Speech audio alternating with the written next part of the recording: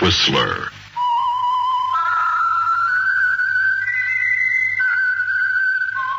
Presented by the United States Air Forces in Europe.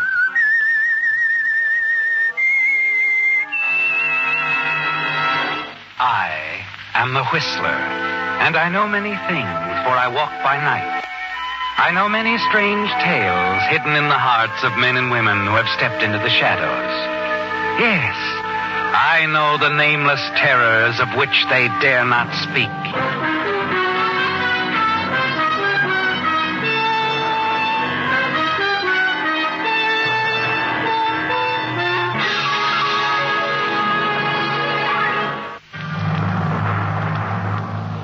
And now, the Whistler's strange story. Generous host.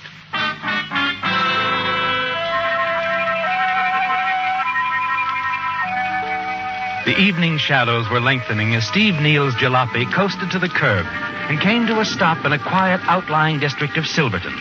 His eyes surveyed the high wall surrounding the Jameson estate as he wondered if the stories about the eccentric Gerald Jameson, the millionaire ex-silver miner who lived in this huge mansion, were true. Rather interesting stories, too, aren't they, Steve? Suddenly, in the shadows across the street, you see an elderly gentleman facing you, his hands high in the air, and a short, masked man holding a gun on him and rapidly going through his pockets.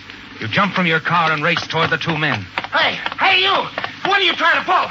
Put down that gun! The highwayman whirls as you near, hesitates a moment, and then starts running. Hey, you! Stop! You follow, and he turns and then fires. Just over your head. You jump behind a small tree as the man turns and runs rapidly away.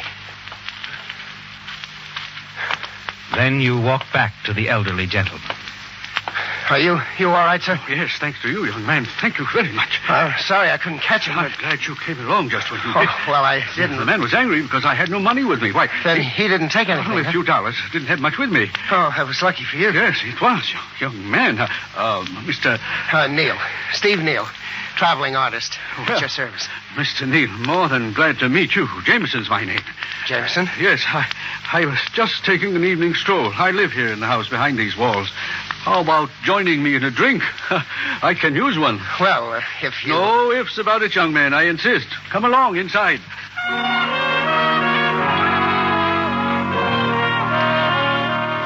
You are soon seated in the large library of the Jameson mansion, aren't you, Steve?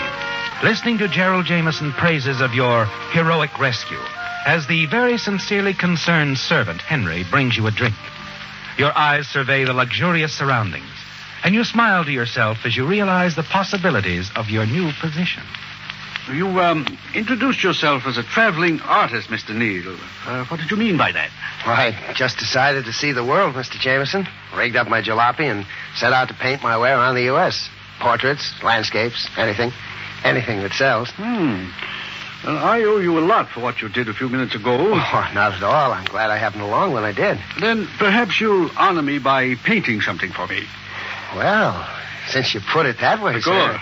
sir. Consider yourself spoken for, let's say, 2 landscapes and, 1 portrait. Well, you may not like my work. You better check some. I like you, young man, and I know your work will be good. Shall we seal the deal at, what is your price? Oh, not so good lately. Last one sold for $50.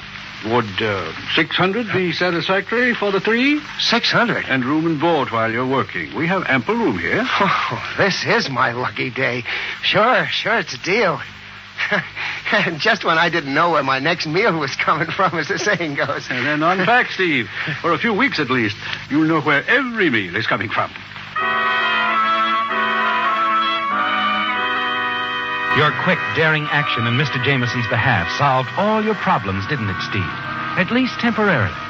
You decide to take your time on your painting assignments. And as the days pass, you hear some interesting stories about Mr. Jameson, especially the ones concerning his habit of keeping large amounts of cash in his safe at home.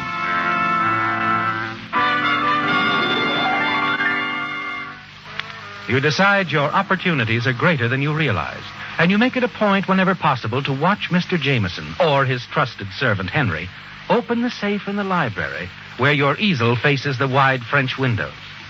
After a couple of weeks, you're certain you have the combination. But you're in no hurry, are you? No, you plan to continue your work, Wait for the ideal moment.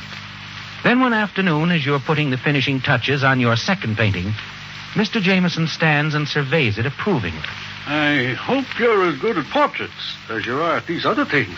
Portraits? Yes. You see, I had it in mind to have you do a portrait of my niece. Your niece? My sister's girl, Ruth Royce. She's arriving by train tonight. 24 years old, quite beautiful. Well, if she's coming tonight, I'd better doll up a little for a change, huh? You look okay, except for a shave and a haircut. Oh, I'll get a haircut this afternoon.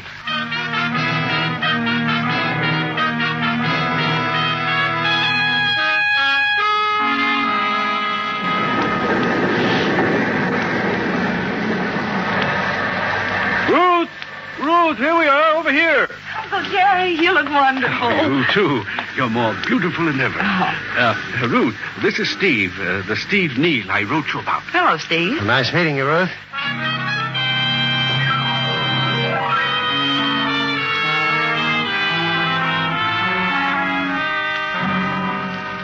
Well, what do you think of your portrait so far, Ruth? I like it so far. Just reflecting a charming subject, that's all. Well, thank you, sir. Oh, Mr. Steve. Yeah? There's a telephone call for you. Oh, for me? Yes, sir. Didn't give his name, though. Oh, thanks, Henry. Telephone's always interfering with pleasant moments. Don't go away, Ruth. I'll be right back.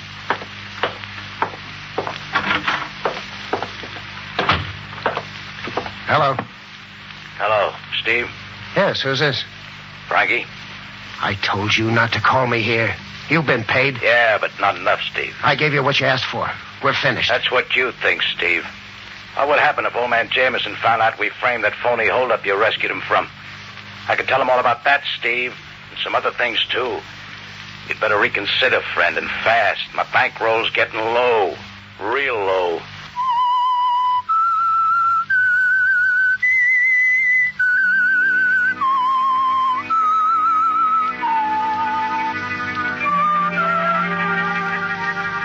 The unexpected phone call from Frankie Bixton is more than disturbing, isn't it, Steve? As a guest in the Jameson home, you've not only learned enough about his habits to help yourself to the contents of his safe and make a getaway into Mexico whenever you decide the time is right, you've also found what you think might be the answer to your financial problems for the rest of your life. In the person of Jameson's only living relative and heir, his attractive niece, Ruth Royce. But winning her affections will take time, won't it, Steve? Ruth is an intelligent girl and fully aware that you have nothing to offer her other than yourself. Yes, you'll need time, and Frankie is a dangerous threat to such time, isn't he? You decide you've got to find a way to get rid of him once and for all. Meantime, you decide to see more of Ruth. You're certain she finds you attractive, and one evening in a quiet little cocktail lounge on the outskirts of town, you make your first move. Well, now that your portrait's about finished, it won't be long till I'll be on my way. Gonna miss me, Ruth? Probably. It's more than probably with me. I'm gonna miss you plenty. Really, Steve? Really. Hey, excuse me, sir. Yeah? What is it with you? I'm sorry to interrupt, but a gentleman asked me to tell you he'd like to see you for a few minutes privately. Me? You must be mistaken. I don't think so. He pointed you out. The name is Neal, isn't it? Oh, yes, but... Well, tell him I'll see him some other time. He says it's very important to you, sir. Oh, all right. I'll see him. Excuse me a couple of minutes, will you, Ruth? Of course. This way, sir. There's a gentleman. There. Thank you. Frankie. You fool. What's the idea of trying to see me here? Mr. Jameson's niece is with me. Yeah, I know. So if I were you, I'd quiet down, get this over with quick. Okay. Make it snappy, will you? Sure, make it real snappy. I need some dough. So do I. Jameson's only paid me for one painting. Yeah, half of that'll do for now. You're out of your mind. Yeah, I guess I'd better see Mr. Jameson. Yep. Okay, Frankie, I guess you win. Will 100 hold you for a while? A little while. Say till you get paid for another painting. Well, it might be tomorrow. It might be next week. Next Monday will be fine. Let's say 100 then and 100 the following week, okay? Guess it has to be. How long do you expect this blackmail to keep paying off? Not too long. Just till you're all finished with Jameson and his niece. Incidentally, you better be getting back to her, hadn't you? Oh, yeah. Yeah, I guess I had. Oh, wait a minute. See you Monday night, 10 o'clock. Here. Sorry, Ruth. That's all right. Business? Yeah, Sutter. Fellow heard about my painting and made me a pretty fair proposition to Guess I got to think it over, though. That's always a good idea. Look, Ruth, how about getting out of here, huh?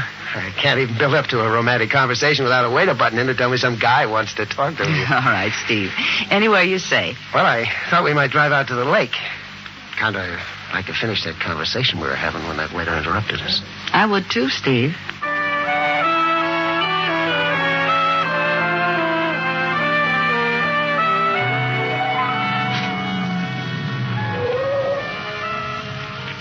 This is a lovely spot for a talk, Steve.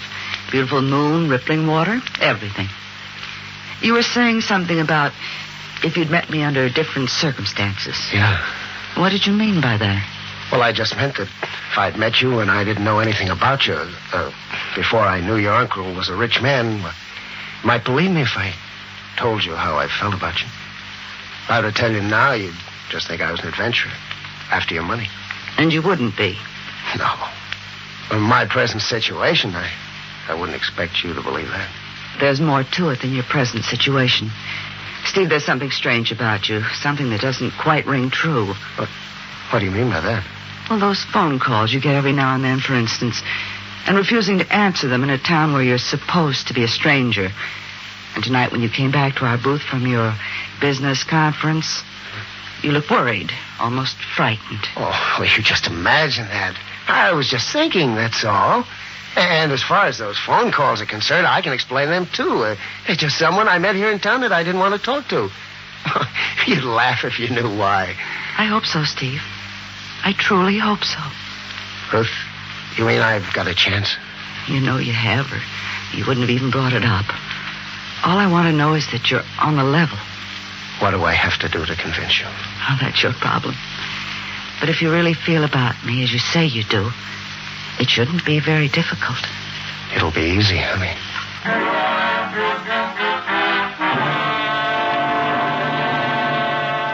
But it won't be easy, will it, Steve?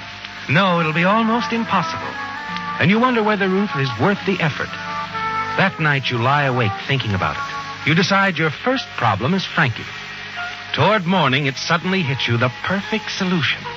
A solution that will give you time to decide exactly how to make your opportunity with the Jamesons pay off, and the additional time to carry out your plans.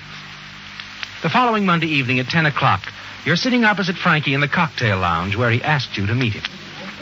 All right, you got my 100? No. Jameson hasn't paid me for any more pictures. Don't try to hand me that. I'm not handing you anything. Anyway, I've figured out a deal that'll make these $100 shakedowns of yours look like chicken feed. We can both get enough out of it to go to South America and retire for a couple of years. Where's the catch? No catch. Now, look, Frankie. Jameson keeps him $20,000 to $50,000 in his library safe all the time. What about it? I know the combination. Oh, yeah? What else do you know? There's French windows in that library. I can unlock them for you. Give you the safe combination. Just be a robbery by a person or persons unknown. Maybe. What about the split? 50-50. You can mail my half to a guy named Joe Wells, care of the Mid-City Hotel, Bay City. That's me. Mark it hold till arrival. I don't want any part of that dough, Nemmy, till the heat's off. Probably frisk me, turn everything I got inside out. Someday next week, when things are cooled off, I'll drive over, pick up the dough, and powder out of here. Hey, you figured things okay. Except one. What's that? I don't get this big trust in me. Supposing I go for this setup. Wants to stop me from grabbing the dough and running out on you. In that case, it won't be a robbery by persons unknown. It'll be a robbery by Frankie Bixton. And I got a hunch the cops will find you real quick. With a little help from me. Yeah, I guess that adds up. When do you figure on pulling this off? Tomorrow night, 11 o'clock, right on the dot. Mr. Jameson, Henry, and I'll be playing billiards upstairs in the billiard room. Ruth will be in bed. She's getting up at 5 the next morning to go horseback riding. You can't miss. Guess it's worth a chance. Now lay it out for me, huh? Okay. I'll lay it out step by step. Now look.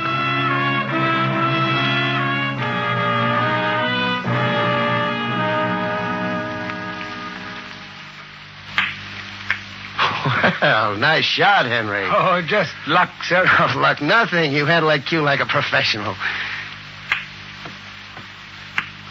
Another? I see what you mean. Wait a minute. Quiet, everybody. What's wrong, Steve?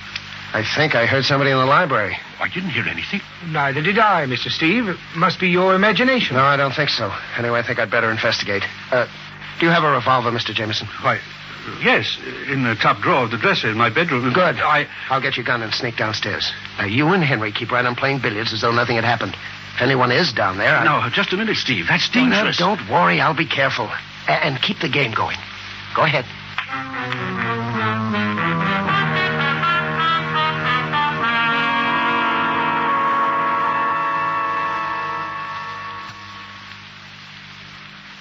Okay, Frankie, keep quiet and keep your hands where I can see them. Steve. That's right. How much did you get? Around 20 grand, I think. What's the idea? I'll pull that plant out of that pot there by the roots, and all you have to do is lift it. I loosened the dirt and it wet it down an hour ago. Now, wait a minute. All right, now come on, move. I can let you have it, and you'll be another dead burglar. Double cross, huh? I said move. Okay. Now, out those French windows, Frankie. Look, Steve. Come on, get going. Hey, you! You, stop! Stop or I'll shoot!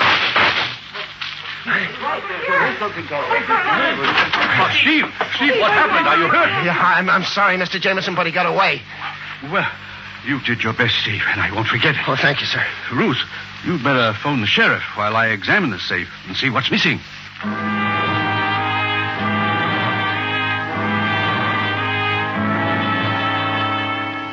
When the sheriff and his deputies arrive, you spend some anxious moments as they question you and examine the premises.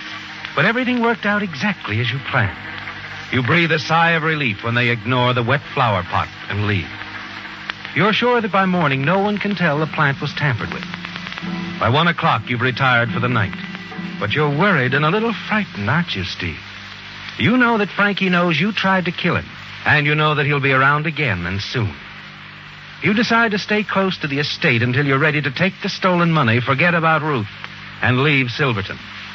A few days later... That about does it, Mr. Jameson. I can't polish it anymore. The portrait's excellent, Steve. You have real talent. Well, I'm glad you like it, Mr. Jameson. What about you, Ruth?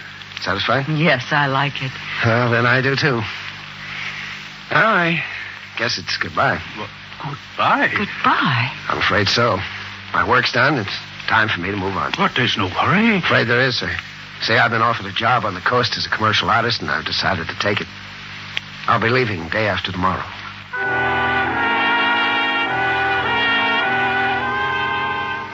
Just before dinner that evening, Mr. Jameson calls you aside and, as a reward for your bravery, tries to persuade you to accept an additional $500 for the paintings you've completed. When you decline, you're certain from the expression on his face that he's pleased at your decision. Jameson treats you almost like a son, doesn't he, Steve? You spend most of the next day in your room, ostensibly writing letters and packing your few belongings. That evening after dinner, you chat pleasantly with Jameson and Ruth until nearly midnight. When they finally decide to retire, you tell them you're going to enjoy a midnight snack and then check your car. As soon as you're sure they're asleep, you go into the library, remove the stolen money from the flower pot, go outside to the garage and stuff the bills under the cover of the driver's seat. Then as you turn around... Going somewhere, Steve. Huh? Frankie. Yeah. You're not such a good shot. Well, I was just putting on an act. You know that. Your act was too good this time. You were trying to knock me off. Oh, no, you're all wrong, I've been Frankie. waiting to get you, Steve. And this is it. As Frankie starts toward you, you see a knife blade flash in the moonlight. You're standing with the car door open, and your hand closes around a wrench in the front seat. You lunge directly toward Frankie, and your surprise attack throws him off balance. As he stumbles, you strike him on the head and watch him fall forward and lie still. After what seems hours, you realize he's dead. For a moment, you're panicky, and then relieved to know he's permanently out of the way. Quickly, you open the trunk lid of your car and place his body inside. And then lean against the car and light a cigarette. Who's that? Who's there? It's me, Steve. Who? What are you doing here? I couldn't sleep. I thought I might take a little drive. I couldn't sleep either. Steve. Yes? I'm kind of glad you're out here. I wanted you to know something before you left. I think you're on the level. Ruth, you mean it? I mean it. Well, thanks, Ruth. That's all I can say right now. Just thanks. Do you still want to leave? Take that job on the coast? I have to, Ruth. But I'll be back, honey. Soon.